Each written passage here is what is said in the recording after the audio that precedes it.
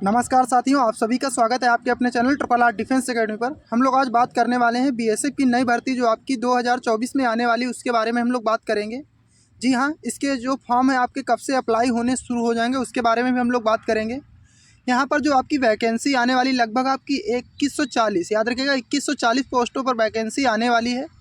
यहाँ पर हम लोग बात करने वाले हैं कि आपकी जो एज लिमिट है यहाँ पर क्या होने वाली है। तो एज जो मिनिमम आपकी होगी तो आपकी 18 से 25 साल होगी। आप लोगों के मन में एक सवाल होगा कि क्या इस भर्ती में भी आपका 3 साल की अतिरिक्त छूट दी जाएगी, जैसा कि आपका यूपी पुलिस और आरपीएफ की भर्ती में दी गई है। तो मैं यहाँ पर ये भी आपका प्रश्न सॉल्व करूँगा कि आपको इसके अतिरिक्त जो है यानी 18 से 25 तो आपकी साधारण आपकी एज हो गई, उसके अतिरिक्त आपको 3 साल की छूट दी जाएगी या नहीं दी जाएगी, तो उसके बारे में हम लोग बात करेंगे। और यहाँ पर हम लोग बात करेंगे कि इसका नोटिफिकेशन आपका कब तक जारी हो सकता है। तो पूरी जानकारी देखने के लिए आप हमारे साथ बने रहिएगा। अगर आपको वीडियो अच्छा लगे तो वीडियो को लाइक कर दीजिएगा, चैनल को सब्सक्राइब कर लीजिएगा, क्योंकि हमारे चैनल के माध्यम से आपको समय समय पर सही व सटीक जानकारी प्रदान की जाती है। तो चलिए चालू करते हैं हमारा जो आज का वीडियो है उसकी ओर। तो यहाँ पर हम लोग सबसे पहले बात कर लेते हैं यहाँ पर इसमें जो क्राइटेरिया आपका क्या क्या चाहिए उसके बारे में। ये आपकी जो वैकेंसी कांस्टेबल एंड ट्रेडमैन दोनों के लिए आने वाली है। तो यहाँ पर सबसे पहले आपकी एज जो होनी चाहिए 18 से 25 के बीच में होनी चाहिए, याद रखिएगा। एज जो आपकी होनी चाहिए 18 से 25। यहाँ पर आपका EWS याद रखिएगा, EWS और आपका OBC, जी हाँ OBC, इनको यहाँ पर 3 साल की छूट दी जाती है यानी 28 तक। वहीं SC की अगर बात करेंगे, SC कैंडिडेट की, तो इनको 5 साल की अतिरिक्त छूट प्रदान की जाती है। यहाँ पर आप लोगों के मन में एक डाउट होगा कि यूपी पुलिस जैसे कि आरपीएफ में, इनमें आपकी 3 साल की अतिरिक्त छूट सभी कैंडिडेट को दी गई है। तो इस भर्ती में भी क्या आपका ये नियम जो है अप्लाई होगा या नहीं होगा? तो यहाँ पर मैं आपको बताऊँगा कि यहाँ पर ऐसा आपका कुछ भी नहीं होने वाला है, क्योंकि ये भर्ती जो आपकी रेगुलर हर साल की साल निकाली जाती है। बाकी जो भर्तियाँ हैं इनमें काफ़ी समय लग जाता है, जैसे यूपीपी की भर्ती है 4-5 साल बाद आती है, और ऐसे आपकी आरपीएफ की ये भी आपकी 4-5 साल, या कोरोना का समय बीच में आ गया तो इसकी वजह से वहाँ पर 3 साल की छूट दे दी जाती है। और इसमें आपका जो है ये प्रोसेस नहीं होगा, तो यहाँ पर याद रखिएगा। तो आपको यहाँ पर कोई अतिरिक्त छूट नहीं दी जाने वाली है। यहाँ पर अगर हम लोग बात करेंगे तो इसके लिए आपका क्या योग्यता चाहिए। जी हाँ, योग्यता यहाँ पर योग्यता आपका 10th पास प्लस ट्रेड सर्टिफिकेट।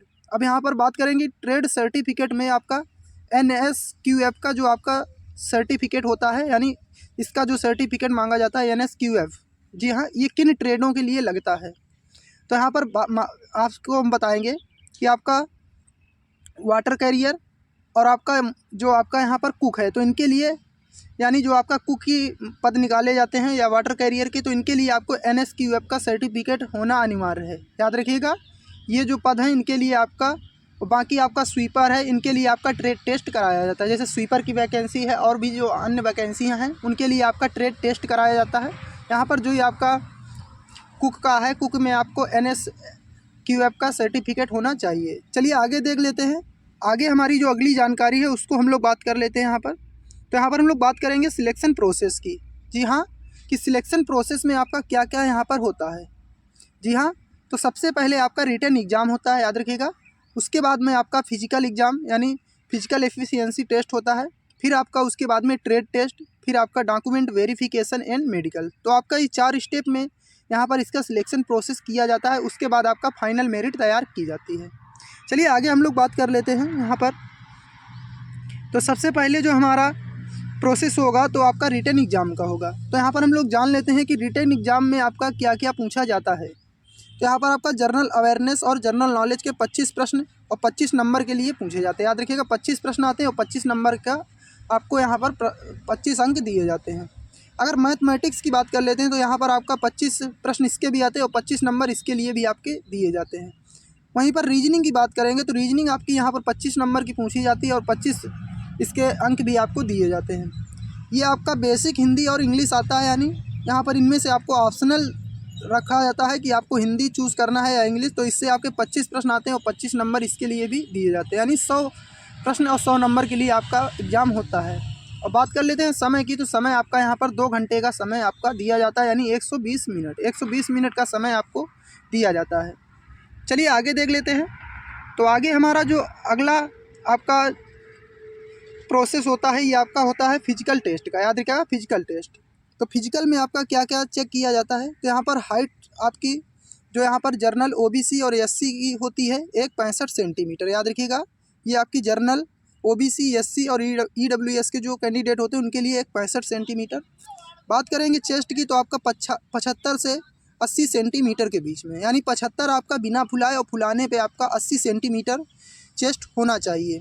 वहीं बात कर लेते हैं एसटी की, तो एसटी की हाइट जो है 160 सेंटीमीटर होनी चाहिए। जी हाँ, हाइट जो है 160 सेंटीमीटर होनी चाहिए। अगर बात कर लेते हैं फीमेल की, जी हाँ, फीमेल कैंडिडेट की जो हाइट होती है 155 सेंटीमीटर, जर्नल ओबीसी और एससी। जी हाँ, जर्नल ओबीसी और एससी की जो कैंडिडेट होती हैं उनकी 155 सेंटीमीटर। वहीं एसटी की जो होती हैं फीमेल कैंडिडेट उनके लिए 148 सेंटीमीटर हाइट होनी चाहिए। इसके बाद बात कर लेते हैं हम लोग यहाँ पर आपकी रनिंग की। जी हाँ, रनिंग जो आपकी यहाँ पर होती है, तो रनिंग आपकी मेल कैंडिडेट की 5 किलोमीटर की रनिंग होती है 24 मिनट में, याद रखिएगा। 5 किलोमीटर की जो आपकी रनिंग कराई जाती है 24 मिनट में, ये आपका यहाँ पर इसके लिए कोई अंक नहीं प्रदान किए जाते हैं, ये आपका पास किया जाता है। इसमें आप इसके बराबर ही अगर रेस मार लेते हैं तो उसमें भी आपको पास कर दिया जाए, इसके लिए कोई अतिरिक्त अंक नहीं दिए जाते हैं।